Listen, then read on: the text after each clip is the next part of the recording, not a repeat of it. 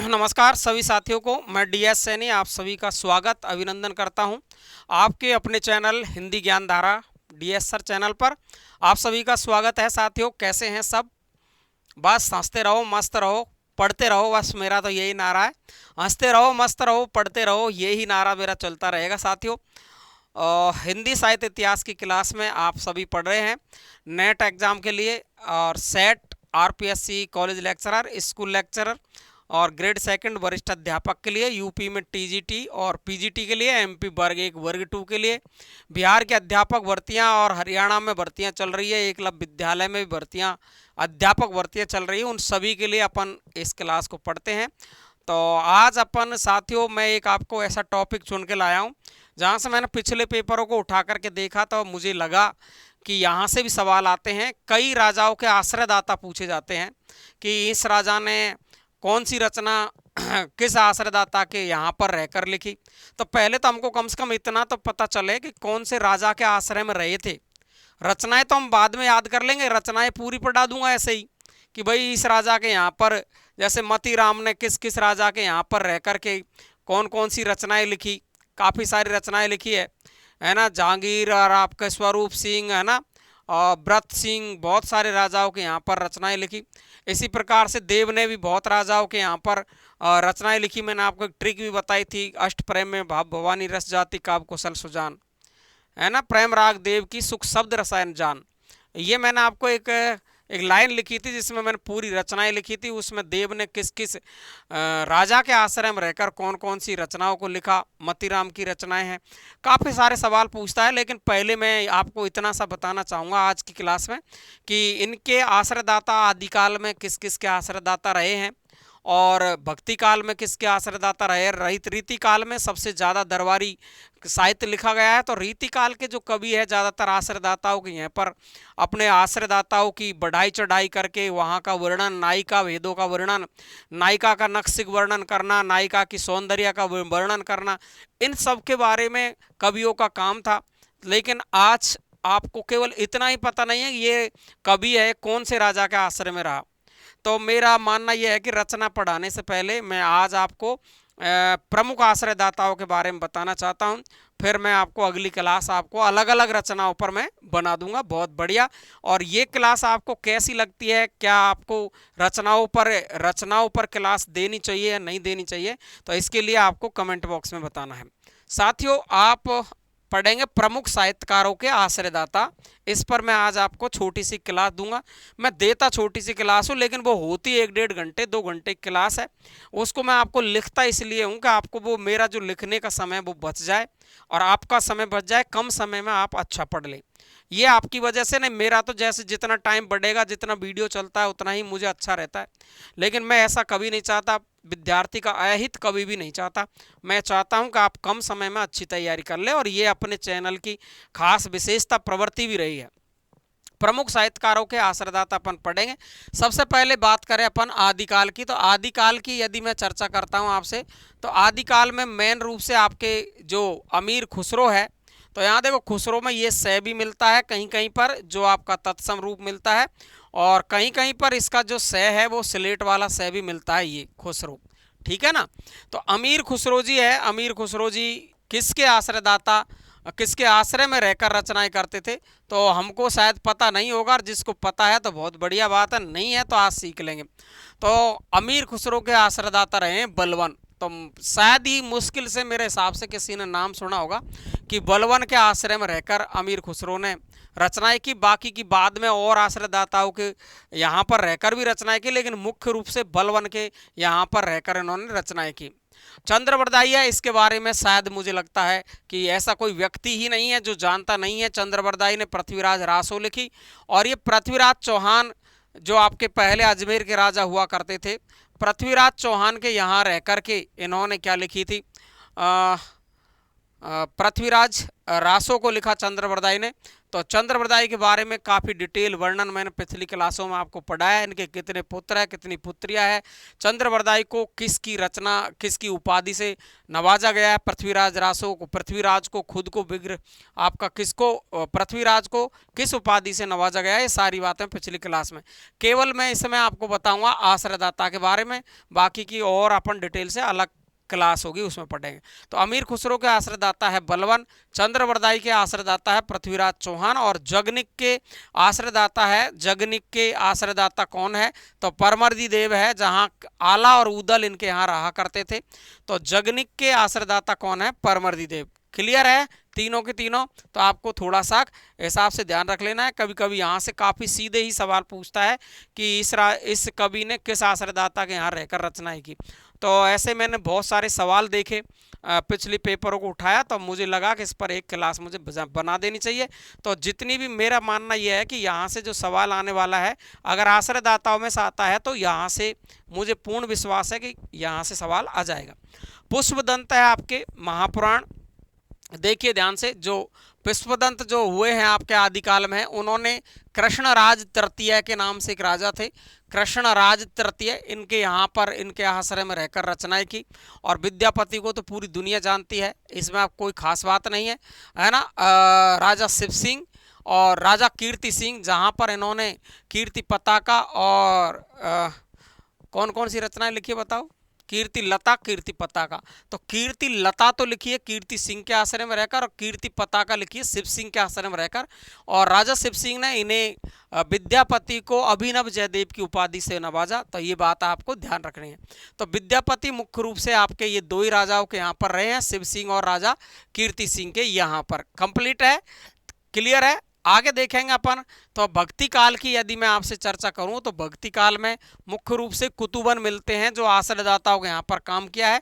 बहुत कम लोगों ने आश्रयदाताओं के यहाँ पर काम किया, बहुत कम कवियों ने। तो बादशाह हुसैन शाह जौनपुर, ये कुतुबन है, ये जौनपुर के राजा थे बादशाह हुसैन शाह, इनके आश्रय में रहकर इन्होंने रचनाएं की। किसने, कुतुबन ने। बादशाह हुसैन शाह कहाँ के राजा थे, जौनपुर के।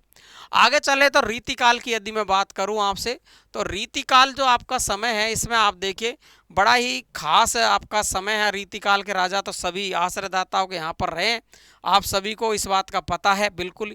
तो सबसे पहले अपन ने लिया है देव को, और इनकी कई सारी रचनाएं, जैसे आपकी अष्टायाम है ना, अष्ट प्रेम में भाव भवानी, जैसे प्रेम विलास है, अष्ट प्रेम में भाव भवानी भाव विलास है, भाव भवानी से भवानी विलास है ना, अष्ट प्रेम में भाव भवानी, रस जाति रस विलास जाति विलास है, काव्य कुशल सुजान है ना, काव्य विनोद है ना, काव्य कुशल विनोद सुजान। तो देखिए ध्यान से, तो उद्योत सिंह के आश्रय में रहकर रचनाएं की इन्होंने। आजम शाह के यहाँ पर रहे ये, है ना। तो मैंने आपको एक ट्रिक भी बताई थी जब मैंने देव को आपको पढ़ाया था, उस टाइम पे ऐऊ ने आज भवानी भोगी। तो आपको देव की ये मैंने सारी रचनाएं पढ़ा रखी है, बहुत शानदार तरीके से याद हो जाएगी आपको। तो देखिए ध्यान से, उद्योत सिंह के आश्रय में रहे ये, आजम शाह के आश्रय में रहे। देखो 1 2 और भवानी दत्त वैश्य 3 4 5 6 7 8, जितने मुझे पता थे उतने तो मैंने लिख ही दिए हैं। तो देखिए ध्यान से, उद्योत सिंह, आजम शाह, भवानी दत्त वैश्य, भोगीलाल, और सबसे ज़्यादा इन्हें जो संतुष्टि मिली थी ये भोगीलाल के यहाँ पर रहकर के मिली थी। सबसे ज़्यादा समय भी इन्होंने भोगीलाल के यहाँ पर रहकर ही गुजारा था। और ये कुशल सिंह है जो फफूंद नरेश के नाम से फेमस है। तो कुशल सिंह के यहाँ पर भी रहकर इन्होंने रचना की। देव ने सुजानमणि राजा है, अली अकबर खां है, और राजा मोतीलाल है। ये आपके 8 जो मैंने यहाँ पर राजा लिखे, उद्योत सिंह, आजम शाह, भवानी दत्त वैश्य, भोगीलाल, कुशल सिंह और सुजानमणि, अली अकबर खां और राजा मोतीलाल, इनके यहाँ पर रहकर के इन्होंने रचनाएं की। किन्होंने, देव ने। तो ये आपको देव के बारे में याद रखना है। इसके बाद में बात करते हैं अपन आलम की, है ना। तो रीतिकाल में आलम जो हुए हैं, आलम तो शहजा मुअज्जम, ये आप सभी जानते होंगे, नहीं जानते हैं तो अपन को याद रख लेना है। शहजादा मुअज्जम के यहाँ कर आलम ने रचनाएं की। औरंगजेब का दूसरा पुत्र था ये शाहजादा मुअज्जम, औरंगजेब का सेकंड पुत्र था, उसके यहाँ पर रहकर इन्होंने रचनाएं की। उनके आश्रय में रहे कौन, आलम। क्लियर है। और केशवदास है ये ओरछा नरेश इंद्रजीत थे, उनके यहाँ पर आश्रय में रहकर केशवदास ने रचनाएं की। कहते हैं कि राम सिंह के भाई थे ये इंद्रजीत सिंह, तो इंद्रजीत सिंह के यहाँ पर ये ओरछा नरेश थे और ओरछा नरेश थे राम सिंह। तो राम सिंह के भाई थे इंद्रजीत, उनके आश्रय में रहकर के केशवदास ने काफ़ी रचनाएं की। केशवदास की रचनाएं बहुत बहुत फेमस है ना। रामचंद्रिका है, तो रामचंद्रिका इनकी बहुत छंदों का अजायब घर है, तो बहुत ही फेमस रचनाएं इनकी लिखी है। कुलपति मिश्र है ये राम सिंह, जो जयपुर नरेश के पुत्र थे राम सिंह, तो राम सिंह के यहाँ पर इन्होंने क्या लिखी थी, रचनाएं लिखी थी। कुलपति मिश्र बहुत इंपॉर्टेंट है, कुलपति मिश्र। केशवदास इंद्रजीत ध्यान रखेंगे, और कुलपति मिश्र है, इन्होंने राम सिंह के यहाँ पर रह करके रचनाएं की थी, जो जयपुर नरेश के पुत्र हुआ करते थे राम सिंह। और गुमान सिंह मिश्र है ये राजा अकबर अली खां, राजा अकबर अली खां के यहाँ पर रहे गुमान मिश्र, बहुत इंपॉर्टेंट है। कभी कभी हमको नाम ही पता नहीं होता कि रीतिकाल के कवि है। तो गुमान सिंह मिश्र है, उन्होंने राजा अकबर अली खां के यहाँ पर के क्या की थी, रचनाएं की थी, इनके आश्रय में रहे थे। क्लियर है। आगे अपन चले साथियों, तो घनानंद की मैं बात करूं तो शायद ही मुश्किल कोई आप में से ऐसा व्यक्ति होगा जिसने इसके बारे में जाना नहीं है। घनानंद मोहम्मद शाह रंगीले और इनके यहाँ पर रहते थे ये घनानंद, और यहाँ पर सुजान नाम की जो नृत्यिका थी उससे प्रेम किया करते थे। और जब ये राजा साहब इनको कविता सुनाने के लिए कहते हैं घनानंद को, तो ये सुनाते नहीं है, लेकिन किसी ने इनको मोहम्मद शाह रंगीले साहब को बहका दिया था, कह दिया था कि ये सुजान से प्रेम करते हैं, अगर सुजान बोलेगी तो ये निश्चित रूप से अभी कविता सुनाएंगे। तो राजा ने सुजान को बुलाया और सुजान से कहा, तो सुजान के कहने पर इन्होंने कविता गाई, इसी पर इनको यहाँ से निकाल दिया था।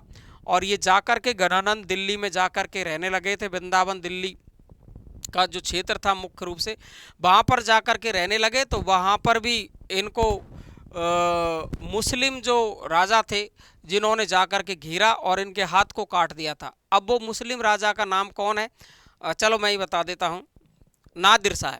तो नादिर शाह ने इनका हाथ काट दिया था, जिस हाथ से लिखते थे, पर कहते थे कि सुजान में ये कृष्ण को याद करने लगे और सुजान नाम से कृष्ण भगवान पर ये रचनाएं लिखने लग गए थे।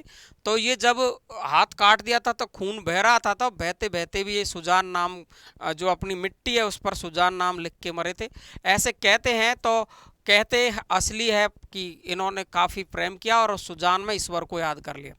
तो वही मोहम्मद शाह रंगीले हैं। चिंतामणि भोंसला राजा मकरंद शाह नागपुर के थे, भोंसला राजा मकरंद शाह नागपुर के राजा थे, और चिंतामणि ने इनके यहाँ पर रह करके, चिंतामणि ने भी काफ़ी अच्छी अच्छी रचनाएं लिखी। भोंसला राजा मकरंद शाह याद रख लोगे। और ठाकुर की यदि मैं बात करूँ, है ना, ठाकुर है ना, तो ठाकुर राजा केसरी सिंह और राजा पारीक्षत, कहते हैं पारीक्षती ही नाम मिलता है इनका। राजा केसरी सिंह और राजा पारीक्षत के यहाँ पर रहकर रचनाएं की ठाकुर ने। ठाकुर की भी कई रचनाएं बहुत फेमस रही है, बहुत ही ज़्यादा जोरदार वाली। तो राजा केसरी सिंह और राजा पारीक्षत के यहाँ पर रह कर के ठाकुर सिंह ने रचनाएं की। और पद्माकर देखिए, ये बहुत ज़्यादा इम्पोर्टेंट है ना। पद्माकर हिंदी रीति ग्रंथों के अंतिम रचयिता यही माने जाते हैं, पद्माकर ही हिंदी रीति ग्रंथों के अंतिम रचयिता माने जाते हैं पद्माकर, जबकि रचना अलग है, ध्यान रखना। तो महाराजा रघुनाथ राव है नागपुर के, महाराजा रघुनाथ राव नागपुर के, और हिंदूपत सिंह, ये देखो यहाँ, ये इनके यहाँ पर इन्होंने बहुत ज़्यादा आश्रय लिया। हिंदूपत सिंह ये पन्ना के राजा थे, और राजा प्रताप सिंह ये जयपुर के राजा थे। राजा प्रताप सिंह जयपुर के राजा थे, तो ये जयपुर के राजा प्रताप सिंह के यहाँ भी रहे, हिंदूपत सिंह पन्ना के राजा के यहाँ भी रहे, और राजा रघुनाथ राव के यहाँ नागपुर भी इन्होंने अपना आश्रय लिया पद्माकर ने। तो काफ़ी इम्पोर्टेंट है पद्माकर, तो ध्यान रखना। चिंतामणि मोहम्मद शाह रंगीले और वो सॉरी घनानंद मोहम्मद शाह रंगीले, और चिंतामणि आपके भोंसले राजा मकरंद शाह, और ठाकुर है राजा केसरी सिंह और राजा पारीक्षत, और पद्माकर है वो महाराजा रघुनाथ राव नागपुर, हिंदूपत पन्ना, और आपके राजा प्रताप सिंह जयपुर। तो आपको ये कंप्लीट याद हो जाने चाहिए अच्छे तरीके से। एक बार, दो बार पढ़ो, तीन बार पढ़ो, लेकिन भूलना नहीं है किसी भी कंडीशन में। एक रीतिकाल में राजा हुए हैं बैताल भट्ट, तो राजा विक्रम सिंह, तो विक्रम सिंह देखो इनका पूरा नाम तो विक्रम सिंह भट्ट है इनका भी। तो राजा बैताल, ये बैताल कवि है वो राजा विक्रम के यहाँ पर रहकर इन्होंने रचनाएं की। बोधा की बात करूं तो बोधा ये महाराजा खेत सिंह है, इनके यहाँ पर रहे। बहुत इंपॉर्टेंट है ये, आपकी नेट में तो बहुत ज़्यादा पूछे जाते हैं, ये बात ध्यान रखो। बाकी यूपी की परीक्षाओं और एमपी की परीक्षाओं में भी यहाँ से सवाल आने की पूरी संभावना है। क्लियर है। तो बोधा देखिए आप, महाराजा खेत सिंह और बैताल विक्रम सिंह। तो बोधा महाराजा खेत सिंह। और भिखारी दास की बात करूं मैं तो हिंदूपत सिंह, जो भिखारी दास पद्मा कर रहे हैं उनके यहाँ पर भी ये भिखारी दास भी रहे हिंदूपत सिंह।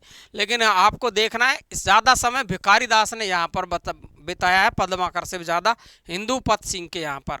भूषण की बात करें तो भूषण की तो पूरी दुनिया जानती है, महाराजा शिवाजी और छत्रसाल सिंह, जिन्होंने इनकी जो पालकी थी उसमें कंधा दिया था। छत्रसाल सिंह पन्ना के राजा थे ये, तो यहाँ इन्होंने काफ़ी समय बिताया और दोनों का वर्णन इतना काफ़ी वीर रस में इन्होंने किया है, पूछो मत समाचार। तो शिवाजी और छत्रसाल के यहाँ पर रहे हैं भूषण। मतीराम की बात करूँ मैं तो भाव सिंह है, भाव सिंह बूंदी नरेश, भाव सिंह के यहाँ रह करके और मतीराम ने रचनाएं की। तो बैताल विक्रम सिंह, बोधा महाराजा खेत सिंह, भिखारीदास इंदुपत सिंह, भूषण शिवाजी और छत्रसाल, मतीराम भाव सिंह बूंदी नरेश। याद रख लेने हैं, ये सब रटने हैं। अपन को अभी तो ऐसे लगता है सीधे है, लेकिन जब ऑप्शन आते हैं तब हम इसका डिसीजन ही नहीं कर पाते हैं कि क्या सही है या नहीं है। समझ गए आप बात। तो ये देखिए आप, यहाँ चले अपन आते हैं मंडन मिश्र पर। मंडन आपके जो कवि हुए हैं मंडन ने राजा मंगल सिंह के यहाँ पर रह करके और अपनी कविताएं रची। मंडन मंगल, ठीक है। और लाल कवि है ये छत्रसाल, जो बुंदेला है छत्रसाल सिंह, इनके यहाँ पर इन्होंने रचनाएं लिखी लाल कवि ने, है ना। और ब्रंत कवि आपका इंपॉर्टेंट आता है महाराजा जसवंत सिंह जोधपुर, ये ध्यान रखेंगे, जसवंत सिंह जोधपुर के राजा थे, तो इनके यहाँ पर रहकर रचनाएं की। औरंगजेब के यहाँ पर रहे और रूप सिंह किशनगढ़ के राजा थे। ये तीनों राजाओं के आश्रय में रहे, जसवंत जोधपुर, औरंगजेब और रूप सिंह किशनगढ़ के आश्रय में रहकर इन्होंने रचनाएं की। और रसलीन की बात करूँ मैं तो सफदरगंज, ये राजा का नाम है सफदरगंज, इनके यहाँ पर रह करके रसलीन ने क्या की थी आश्रय में रह करके रचनाएं की थी।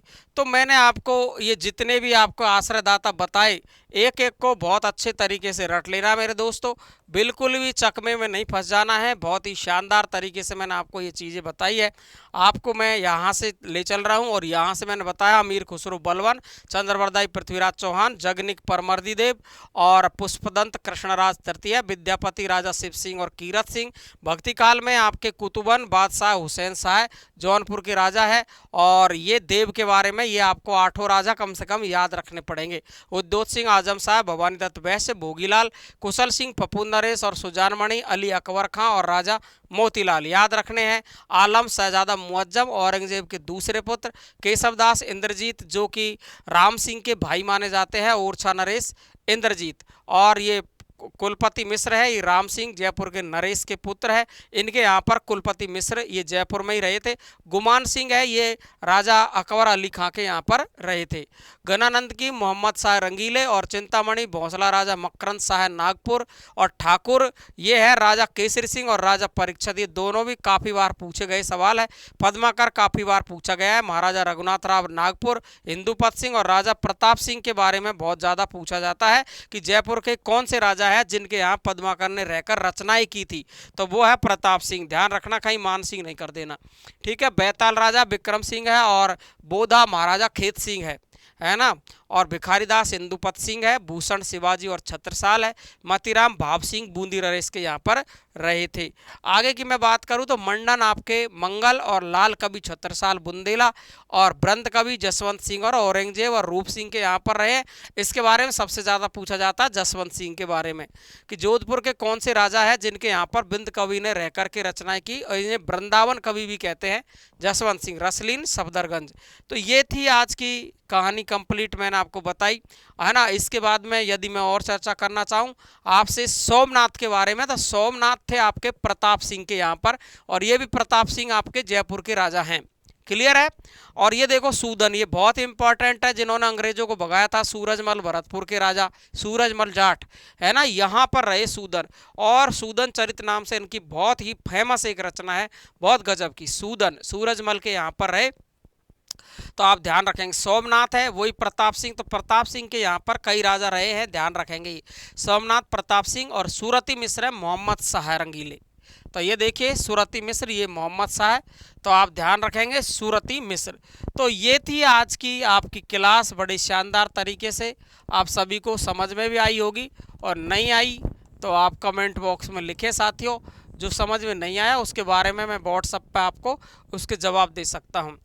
तो जहाँ तक मुझे पता था सारे राजाओं को मैंने लिखा, याद रखना बहुत अच्छे तरीके से, है ना। तो मिलते हैं अपन अगली क्लास में। कैसी रही क्लास? विशेष सूचना आपकी यह है कि आपकी बुधवार को शाम को 8:30 बजे आपके 63% लोगों ने इस पर वोट दिया है।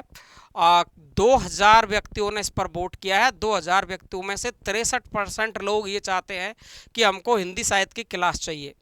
अब सोच लो तुम, तो वो हिंदी साहित्य की क्लास ही मुझे लानी पड़ेगी, ठीक है। तो जितने भी लोगों ने उस पर वोट दिया, कमेंट किया, प्यारे दोस्तों आपसे मैं इतना ही शुक्रिया करना चाहता हूं कि ये थोड़ी सी वैल्यूएशन की बात होती है। पढ़ते सभी लोग पीछे भी पढ़ते हैं और बाद में पढ़ते हैं। लाइव में ज़्यादा से ज़्यादा लोग जुड़े और अपने साथियों को शेयर करें, सभी को, और अपने साथियों को बुलाए। देखो वो तो जो जिसको ईश्वर पास करेगा उसको पास करेगा।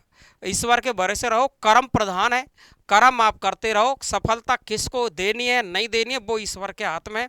वो मिलेगी तो उसी की मर्जी से, और किसी की मर्जी से नहीं मिलेगी। कितनी जोरी कर लो, कितना ही कुछ भी कर लो। तो अपने साथियों को सबको आप शेयर करो, क्लास से जोड़ो अपनी से। आपका अपना परिवार है, इसमें आप सहयोग करें थोड़ा सा। मैं आपको डेली क्लास लेता रहूँगा, पढ़ाता रहूँगा ऐसे ही। अगर आपकी इस क्लास में और ज़्यादा काफ़ी लोग जुड़ते हैं तो बहुत जल्दी ही मैं, अब ज़्यादा लंबा गैप नहीं लूँगा, फिर 2 दिन बाद एक दिन आपकी व्याकरण करा दूंगा, एक दिन आपका काव्यशास्त्र करा दूंगा, फिर एक दिन मैं आदिकाल आपका आधुनिक काल करा दूंगा। आधुनिक काल के बाद में मैं फिर आपके नाटक, उपन्यास, आपके संस्मरण, रिपोर्टाज, है ना, इन सब पर एक एक क्लास नई नई लेके आ जाऊँगा। तो आपकी एग्जाम तक तो मैं पूरे साहित्य, व्याकरण, काव्यशास्त्र को रटा डालूंगा। लेकिन कोशिश ये करें अपन के ज़्यादा से ज़्यादा लोग जुड़े। और आपको मैं बहुत जल्दी एक टेस्ट सीरीज का आयोजन करने जा रहा हूँ, बहुत ही शानदार तरीके से। कोशिश कर रहा हूँ कि वो बहुत जल्दी आपके सामने आए। मैं मेहनत कर रहा हूँ, इतनी सी मुझ में कैपेसिटी आती हो। ऑफलाइन में पढ़ाता हूँ और फिर ऑनलाइन में भी आपको पढ़ाता हूँ। आपकी मेहनत और दूसरी जगह की मेहनत भी, लिखने में वक्त लगता है, हर सवाल की डिटेल लिखना, हर सवाल को रिकॉर्ड करना। आपको मैं ऐसे नहीं दूंगा टेस्ट सीरीज, जैसे दुनिया दे रही है वैसी टेस्ट सीरीज नहीं होगी मेरी तो दुनिया से हटके ही होगी। वो कैसे होगी? मेरी टेस्ट सीरीज होगी, आपको मैं पूरे टेस्ट बनाऊंगा, हाथ से लिखूंगा और फिर उसको मैं टाइप करवा के शानदार तरीके से देखूंगा। उसमें प्रत्येक प्रश्न के नीचे उसकी डिटेल दूंगा, और डिटेल के बाद में पूरे प्रश्न को रिकॉर्ड करूंगा। रिकॉर्ड कैसे? जैसे मैं तुमको यूट्यूब पर पढ़ाता हूँ वैसे मैं रिकॉर्ड करके दूंगा आपको, और रिकॉर्ड करके कोर्स साथ में दूंगा और वो किताब साथ में दूंगा, और वो सिर्फ किताब की रेट में। वो मेहनत मेरी है, लेकिन आपको ऐसा लगेगा कि हमें कभी भी थ्योरी पढ़ने की आवश्यकता नहीं है। अगर टेस्ट पेपर ही पढ़ गए तो कोई रोक नहीं सकता आपको, अगर ईमानदारी से आपने पूरा टेस्ट शानदार तरीके से पढ़ लिया। क्योंकि जैसे मैंने संधि के 10 सवाल लिए, तो मैं 10 सवाल में आपको 10 सवाल में 10 टॉपिक समेट दूंगा, इस ऐसी डिटेल से पढ़ाऊंगा। जैसे मैंने स्वर व्यंजन के 5 सवाल लिए, तो 5 सवाल में पूरे स्वर कंप्लीट, 5 सवाल में पूरे व्यंजन कंप्लीट, 5 सवाल में पूरे के पूरे उच्चारण स्थान कंप्लीट। इस तरीके से मैं आपको कोशिश करूंगा कि आपको पूरा कोर्स है ना वो इस तरीके से रिपीट हो जाए कि मज़ा आ जाए।